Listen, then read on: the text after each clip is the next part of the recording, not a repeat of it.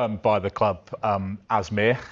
You look at Saka, so consistent for such a period now. Do we almost take his performances for granted?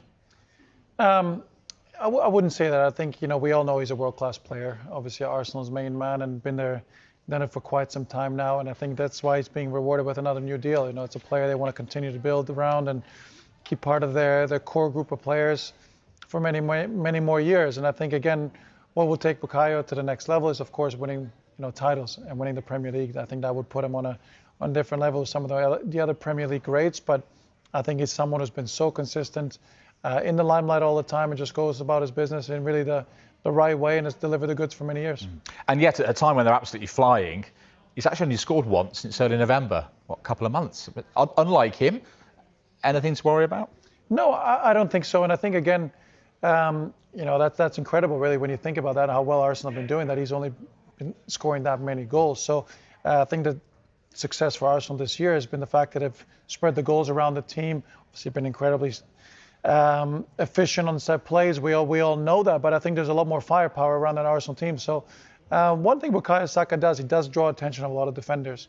So he's on the pitch because of what he's done, his reputation, and the impact that he has on games. I think he actually draws a lot of attention and hopefully opens up a lot more space for other players around the pitch. When you look at Saka in this Arsenal team and the strength of the squad they have, one step away from a Wembley final in the Carabao Cup, they're still in contention for all four competitions they're in. They're top of the Premier League, they're top of the Champions League. How close is this Arsenal side to being the complete team? I think they're really there. I mean, when you look at that Arsenal team and their squad, you don't see any glaring weaknesses at all. I think they've addressed the depth this year, which we've spoken about the last couple of years. Maybe it was an issue for them.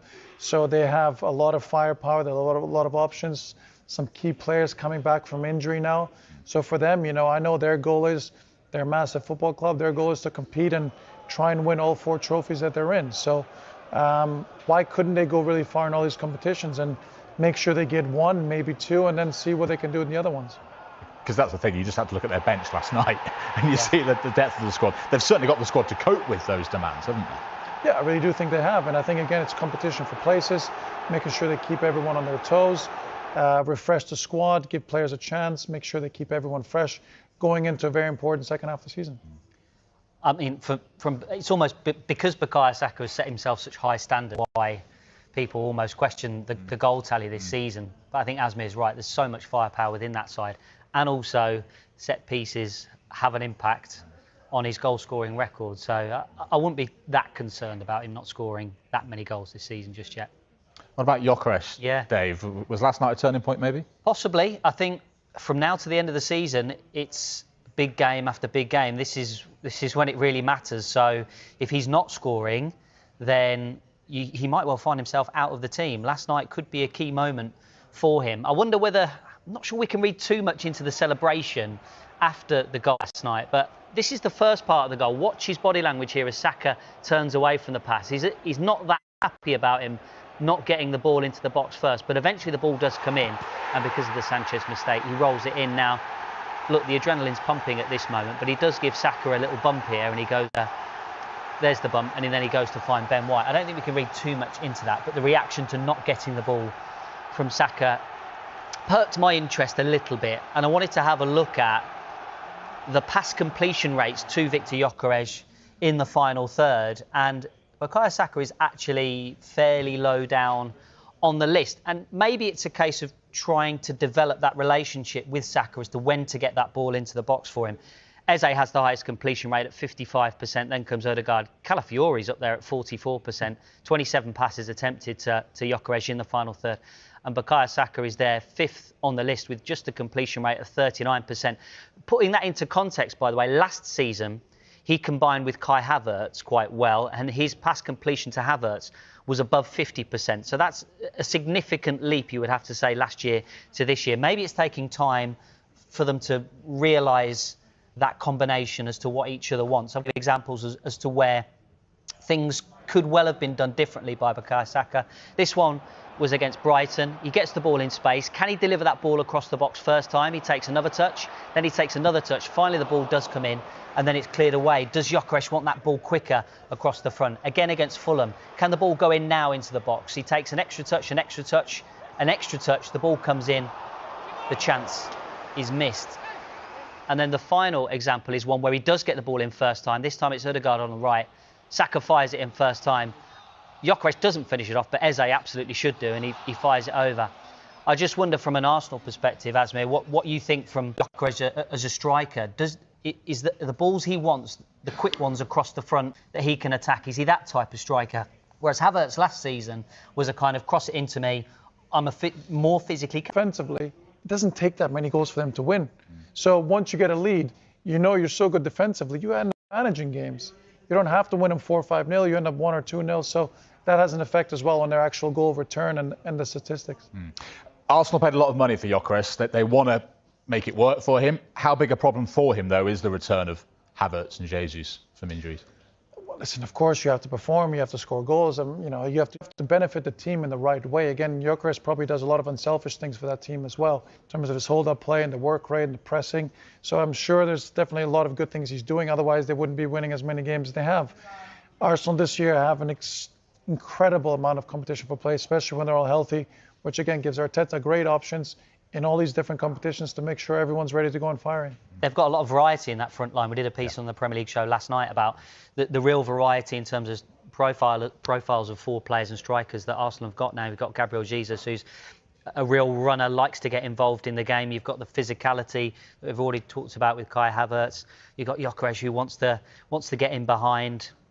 So they've got lots of different options. And then, of course, you come to Mikel Merino as well, who is, this kind of guy we've just forgotten about, but he did so well up front for Arsenal this season. So lots of options for them. Yeah, that takes you back to the strength of the squad again, doesn't it, of Arsenal? Who, of course, won at Stamford Bridge last night. Cracking semi-final, wasn't it, with that narrow advantage. Sky Sports are partnered with Finalysis to discover true fan opinion. To have your say on your club, download the Finalysis app, scan the QR code there for more details. Let's speak to Arsenal fan Toby Parks now. Good morning, Toby. First of all, let's start with Gyökeres. What did you think of his performance and what have you made of his season so far? Morning, Tom. Morning, Dara. Yeah, good question. I mean, his physicality has always been his strength. We know that he's not a touch-tight Ekatike or someone like that that's going to be able to dribble around a player or anything like that. But being a bulldozer, being a physical player and dragging away players is something that really is his strength. What I would say is I think over the past few months, past couple of months since his injury, I think that's been weaning a little bit. And I do think that, I actually feel like a bit of a fool. I made a call on our weekly podcast. I think he should start getting confidence from the bench, coming off the bench now that Jesus and Havertz are back. But actually giving him that week off and him not playing against Portsmouth, his physicality was there in abundance last night, and he looked every bit the player I think we thought he could. There's still a few things obviously he could improve, and it's going to be about consistency. And what I would say is I think he's always worked really hard, and there's no fan that's upset with his work ethic or anything like that. I think there's a bit of a quality drop there in some scenarios that we know is there. It's just how we can get it out of him. So I felt a bit sorry for him. I think when he scored a goal, he almost looked a little bit shy going to fans to celebrate. You can see the other fans really try and make him part of the group and pushing him over like you're seeing on the screen now, actually. So I just hope he can really be part of that group and kick on. It was nice to see him score. He also got an assist as well for Martin Zubimendi. This season, quite often on this show, we've asked who is the signing of the season. Can you make a case for Martin Zubimendi? Definitely. There's so much great about him that I didn't expect. He's one of those players that, you get excited over the summer and you look on YouTube or whatever, and I think you don't quite know what you're going to get, and it's not really a highlight reel kind of player. When you sign these, deep sixes, deep playmakers from Spain, you expect a relatively fragile, very good with their feet, quick kind of feet player that's just going to pass the ball from left to right. And what's really surprised me is just how strong and almost front-footed he is in every scenario. And now that he's adding attacking elements to his game, the way he passes very quickly. We have players that can slow down the game when we need to slow down the tempo, and we have players that can speed it up. And Zubimendi is one of those that can do both. The way he can put balls over the top. I think there was a finish, I can't remember, it was one of the best goals of the season, the volley from outside the box off the corner. I think it was against Forest.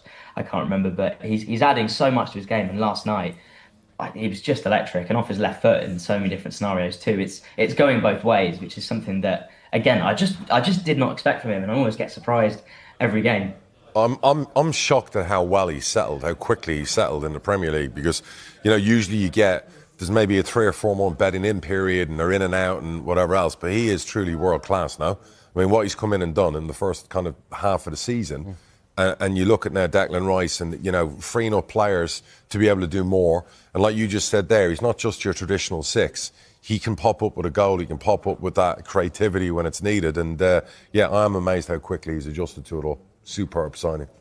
Yeah, he's been very well. Arsenal's transfer business has been praised a lot over the last few transfer windows. One of those who came in this summer was Kepa. What did you think of the decision to keep him in goal for this cup? It's an interesting one, isn't it? We've got to find minutes for him somewhere. He was Bournemouth player of the season last season. Ultimately, still technically the most expensive goalkeeper ever to have been signed, I think. So, look, yeah, he was a little bit rusty, I think, against Portsmouth. He got better into the game. And look, he saved quite a few great shots from Esteval last night. So as a shot stopper, he seems like he's getting there. What I would say is that difference between coming for crosses between him and David Raya is they're worlds apart. And look, I'd still give him the game at the Emirates. We're a goal up, and ultimately this is a team that we should really be beating at home, given that we've got. Okay, what happens in the final? If you win the final, do you want to see Raya or Kepa? I'd like to see Raya, particularly against City and with Haaland coming in. I feel a bit bad saying that, but ultimately, I think it's a one-off game. I think he's had his chances and played in quite a few different games now. He's a £5 million keeper that we signed, a great guy to have around. I think we've given him every chance, and I just think David Raya in a final at Wembley, I think that comfort, particularly if you're playing against what I imagine will be City, or even a very, very, very physical Newcastle, I would like to see that personally. What would you do, Darryl? What have you done in the EFL Trophy in the past? Yeah, mixed and matched. But when it came to the final, the manager played our number 1. But Liverpool, interestingly enough, I think played, Kevin Kelleher, in both recent League Cup finals. Yes. I think Alisson didn't come in, particularly when we beat Chelsea a few years ago. It was Kelleher in the penalty shootout and stuff like that. So, that's down to Arsenal and the thirst for winning that trophy. I would get where you go with Raya. I'm not. Yeah, and I think. Yeah. Sorry. No, carry on. I think. With Liverpool in particular, I think what they were in that scenario, they were picking up a lot of trophies at the time as well. And I think, to be honest, Kelleher is sensational as a goalkeeper. Yeah. And I think you can probably trust him in those scenarios. Yeah. Slightly, again, I do like Kepa. No, I get it. I get the apprehension. I get it. The big occasions, you know what I mean? Haven't won anything in a few years. Yeah. I think it's important to try and get over that line at your best at that point if you're in a final. Yeah, and don't forget, if your manager wants to sub him, he'll refuse to come off, right? Well, I remember when that happened. Absolutely. I remember when that was Sarri. Was it Sarri at the time? Yeah, Sarri, that's right. Yeah. Final question, Toby, and this is one that might get you back up a bit. The most threatening winger on the pitch yesterday, was it Esteval? Oh. Yeah, definitely. I think he looked electric. He in a couple of years he's going to be something else because it looks like he can finish. A little bit of a temperament, which you can expect coming to a new league when you're 18, but he looks something else, to be completely honest. Cool. And the way he was ripping past a few of our defenders, yeah, he's an exciting player. A bit untidy at points, but ultimately getting unbelievable shots away. He's kind of all over the place in lots of different ways. Perhaps could learn quite a number of different things, but some signing. Quite jealous. We were speaking all fair before when we were talking. I said 18. Can you imagine him at 22? This is world classness developing right in front of our very eyes. When you see a player, fair play to Chelsea, the recruitment team. Where they've plucked him. He just looks like he's going to go bang, bang, bang, bang, bang. He could be as good as anybody when I see him. With all due respect to the current wingers. And as a Liverpool fan, I'm like, when Salah leaves, give Chelsea 120 million for that kid. I'm telling you now, you could have your wing sorted for the next 10, 12 years. Yeah. I mean, they like selling players, so you'll be fine with that, I imagine. Well, don't forget they win trophies as well, so.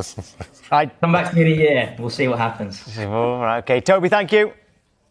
Cheers, guys. Cheers. Okay. Well, talking of praise, what about Victor Gyökeres, a goal and an assist? Phenomenal. He has had his critics. Yes. This must at least help get them off his back. Yeah, look, strikers, it's one of the toughest jobs in the team, and you're judged on goals. And he was a big money signing. We know how well he did when he was playing for Coventry at a lower level, and he's obviously gone off and made his name then again. Sporting was brilliant. Sporting in Portugal. He's a good player. They could be a terrific player. And I think the biggest advantage for Arsenal is the amount of attention he gets. And it leaves that space for your SAKAs of the world to run into. Arsenal aren't driven by, and we've always said this, they need to have a golden boot winner. They need someone with 30, 40 goals. Well, the top of the league, they were phenomenal last night. They look unbeatable. They've got a superb defence, and they haven't got a prolific striker yet, and it's not stopping them. So I think he's grown into the role. He's got 8 goals. It's not prolific, but I think you asked me the question, is he kind of a hit or a bust? He's like that on the way up. There is a player in there, and I think he's a confidence player. And you'd like to think, late in the season, tired defences, I think he'll score a lot of goals. Well, he definitely is doing things to help the team. All right, we've got a graphic we can show you here. I'll have to explain it, all right, because it is quite difficult to word this graphic, OK? But what that means there, in simple English, is that he is the most tightly marked player in the Premier League this season. That's probably the best way I can put it, all right? So if he's doing that and Arsenal are winning every game, surely he is doing his job. And the way he set up Zubimendi, you can see how tightly marked he was, and he's still... Technically, great pass, the space. When you get players like that in your team, yes, you love a striker who scores 20, 30, 40 goals. But at the end of the day, if he's taking that attention away, and Arsenal have got so much, attacking, goals in so many other areas, that's good for the team, it's good for business. It's why they are where they are. So, but in time you will see, and I said to you, February, March onwards, and people get tired and they've played a lot of games, I guarantee you he'll probably have a goal rush. OK, well, I have been defending him a lot this season, so I was quite glad to see him do so well last night. I do hope for his sake that do you know the biggest problem is? It's always about the value. If he was signed for 10 million quid, he'd be up there as like one of the signings of the season. He's got 8 goals, he's playing this role, he's like an unsung hero. The fact that you throw us at 50, 60, 70 million behind, it's a bit like Isak. Obviously he's injuries, he's got 2 goals, he was the biggest signing in the summer. Straight away, if he doesn't win the Golden Boot, doesn't get 35 goals, he's going to be a bust. It's not always about that, is it? So, if they end up winning the double, title, Champions League, whatever else, and he ends up with 11, 12 goals, 6 assists, is anyone going to remember? I think Arsenal fans will be happy with